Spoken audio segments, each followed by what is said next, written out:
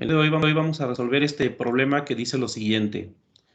Dos cargas puntuales iguales positivas de valor Q1 y Q2 igual a 6 nanocoulombs están sobre el eje Y en puntos Y1 igual a más 3 centímetros y Y2 igual a menos 3 centímetros. ¿Cuál es la magnitud y dirección del campo eléctrico sobre el eje X? En X igual a 4 centímetros. ¿Cuál es la magnitud y dirección de la fuerza ejercida sobre una tercera carga Q sub 0 de 2 nanocoulombs positiva situada en el punto 4,0? Para este tipo de problemas, dado que nos están hablando de un sistema de coordenadas, lo primero que haríamos sería colocar nuestro sistema de coordenadas, tal y como aquí lo estoy mostrando. Acá tenemos nuestro sistema de coordenadas, las unidades son centímetros. Vamos a colocar nuestras cargas. La primera carga, que es Q1, se encuentra en Y más 3, es decir, por acá. Entonces ahí tenemos nuestra carga 1 o Q1. La otra carga nos dicen que es igual, también positiva, pero se encuentra en menos 3 centímetros en Y, es decir, por acá abajo. Ahí tengo mis dos cargas y lo que queremos hacer es determinar el campo eléctrico que generan estas dos cargas en un punto que se encuentra sobre el eje X en X igual a 4. Entonces, este es punto que le he llamado el punto P, es el punto que nos va a interesar. ¿Cómo se calcula el campo eléctrico? Como tenemos dos cargas, lo que vamos a hacer es calcular el campo eléctrico que genera cada una de ellas y después aplicar el principio de superposición. Esto es, sumar los dos campos eléctricos. Recordemos que el campo eléctrico se puede calcular de manera escalar y de manera vectorial. Para la primera carga lo voy a hacer de las dos maneras, usando el método vectorial y el método escalar. Para la segunda carga lo voy a hacer únicamente con el método vectorial. ¿Qué nos dice el método vectorial? Como son cargas puntuales, usamos la fórmula de Coulomb para campo eléctrico en forma vectorial, la cual nos dice que el campo eléctrico generado por esta primera carga es 1 entre 4 pi epsilon 0, o bien la constante K, la carga Q1, sin valor absoluto. Vean que aquí debemos incluir el signo de la carga, aunque claro, como son cargas positivas, simplemente pondremos más 6 nanocoulombs aquí. La magnitud del vector R1 al cubo, todo multiplicado por el vector R1. Este vector R1, como lo hemos visto ya en clases, es un vector que siempre debe ir de la carga al punto. En este caso, iría de Q1 hacia el punto P. Esa es la definición de nuestro vector R. Ahora, este vector lo debemos expresar en componentes cartesianas. ¿Cómo llegamos de acá hasta donde termina el vector? Pues simplemente bajaríamos 3 centímetros, es decir, menos 3J, y luego avanzamos 4 centímetros a la derecha, es decir, 4i. Si lo ponemos en orden, este vector sería 4i menos 3j centímetros.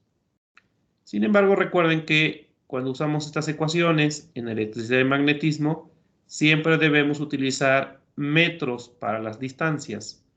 Por lo tanto, voy a dividir esta cantidad entre 100 para que nos quede el vector en metros. Y por lo tanto sería 0.04i menos 0.03j metros. La magnitud de este vector también la vamos a necesitar, puesto que aquí va la magnitud al cubo. Sería simplemente tomar cada componente al cuadrado, sumarlas y obtener la raíz cuadrada de esa cantidad. Si ustedes lo hacen con su calculadora, se van a dar cuenta que la magnitud, que no es más que la distancia de donde está Q1 al punto P, es igual a 0.05 metros. Ya que tenemos estas cantidades, lo único que hacemos es sustituir en la fórmula de campo eléctrico. Vamos a obtener 1 entre 4pi. Recordar que epsilon 0 es 8.85 por 10 a la menos 12. Luego ponemos la carga Q1, que es 6 nanocoulombs, 6 por 10 a la menos 9, entre la magnitud del vector R1 al cubo, 0.05 al cubo, y el vector R1, que como hemos dicho es 0.04i menos 0.03j. También noten que no he puesto las unidades aquí. Esto es por cuestión de espacios. Sin embargo, al final, como estoy calculando campo eléctrico, las unidades de todas estas cantidades me tienen que dar Newton sobre Coulomb. Vean que ya he puesto la unidad que sería la combinación de las unidades de cada una de estas cantidades. Para realizar esta operación, yo sugiero siempre primero hacer con nuestra calculadora estas operaciones que tenemos aquí. Esto es un escalar. Y ya el resultado lo vamos a multiplicar por las componentes de nuestro vector R. Vamos a verificar con nuestra calculadora que si ustedes hacen las operaciones, lo que obtienen es 4.31 por 10 a la 5 y acá tenemos nuestro vector R. Finalmente, lo que vamos a hacer es multiplicar este escalar por cada una de estas componentes. Es decir, 4.31 por 10 a la 5 por 0.04 y luego por 0.03. Finalmente, el campo eléctrico generado por esta carga Q1 sería 1.72i menos 1.29j por 10 a la 4 newton sobre Coulomb. Ese es el campo eléctrico generado por nuestra carga Q1 en este punto P. ¿Cómo podemos obtener el mismo resultado, pero ahora por el método escalar? Bueno, le llamamos método escalar porque realmente lo único que hacemos es calcular la magnitud con la fórmula de Coulomb. Recordar que la magnitud del campo eléctrico es 1 entre 4pi epsilon 0 o bien la constante K. Valor absoluto de la carga, en este caso Q1, aunque como es positiva no es necesario poner valor absoluto para este caso. Y aquí tenemos la distancia al cuadrado. Vean que ya no va al cubo, sino que va al cuadrado. ¿Cuál es esa distancia? Pues es la distancia que hay del punto donde está la carga al punto que te interesa, que en este caso es el punto P. Así que R es esta distancia. Y utilizando Pitágoras podemos determinar esta distancia. Observen que es simplemente la magnitud de lo que yo le llamé el vector R1 en el método vectorial. Así que esta R sería 0.04, este cateto, al cuadrado, más el otro cateto, 0.03 al cuadrado. Si hacemos las operaciones, obtenemos 0.05 metros, tal y como lo habíamos obtenido con el método vectorial. Vamos a sustituir en esta expresión teniendo en cuenta que ahora lo que voy a obtener es un escalar, la magnitud. No voy a obtener el campo eléctrico total. O mejor dicho, no voy a obtener el campo eléctrico en componentes cartesianas. Si hacemos las operaciones, obtenemos lo siguiente. 1 entre 4pi, 8.85 por 10 a la menos 12, la carga que es de 6 por 10 a la menos 9, entre la distancia al cuadrado, 0.05 al cuadrado. Y estos son Newton sobre Coulomb. Si realizamos estas operaciones, obtenemos un valor de 2.158 por 10 a la 4 Newton sobre Coulomb. ¿Esta cantidad qué cosa es? Esta cantidad pues es la magnitud del vector campo eléctrico. Este sería el vector campo eléctrico generado en este punto por la carga Q1 y la magnitud sería simplemente 2.158 por 10 a la menos 4. Las componentes de este vector sería una componente hacia abajo, una componente hacia la derecha. Como voy a hacer suma de vectores, necesito las componentes. Para ello, bueno, sabemos que la hipotenusa es la magnitud del vector, esta cantidad que acabamos de calcular. Y para determinar las componentes necesito un ángulo. Si observo la figura original o el triángulo que teníamos acá arriba, este ángulo θ por simetría sería exactamente este ángulo que tenemos aquí. Para determinar θ usamos el triángulo que tenemos acá y particularmente usamos la tangente, porque sabemos que la tangente es cateto opuesto sobre cateto adyacente, es decir, 0.04 entre 0.03.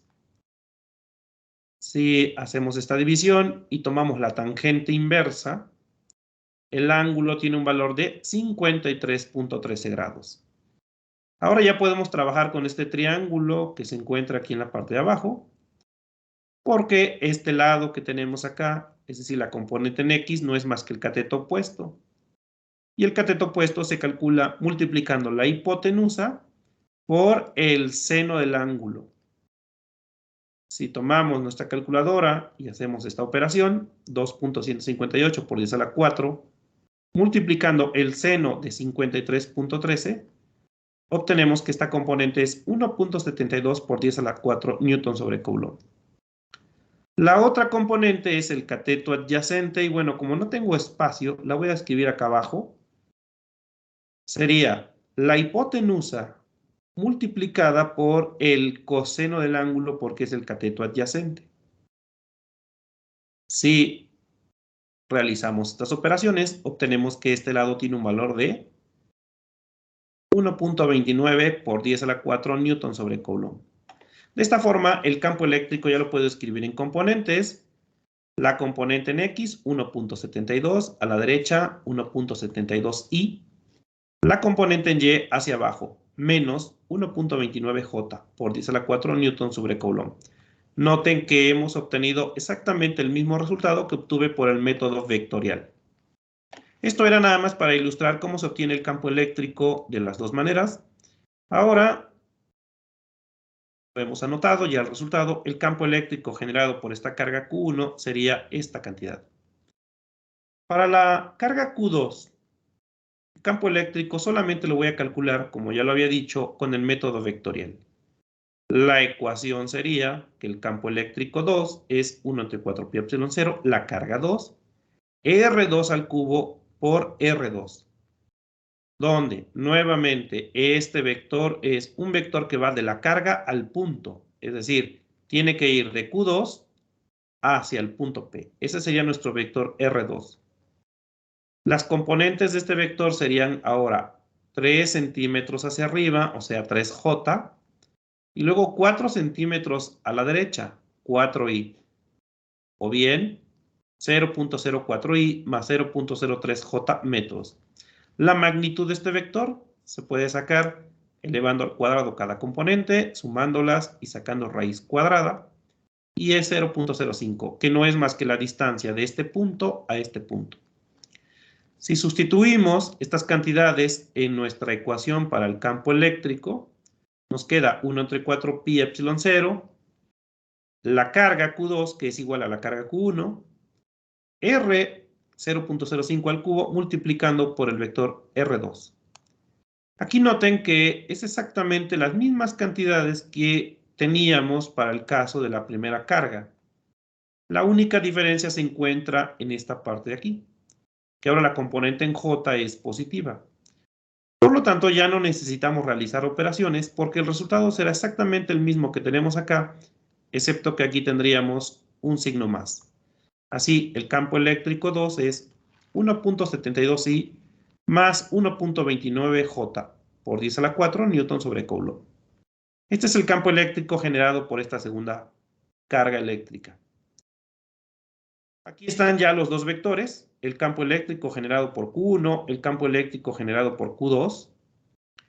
Acá los he anotado en componentes y vamos a realizar la suma de estos vectores para calcular el campo eléctrico total. Es decir, aplicar principio de superposición.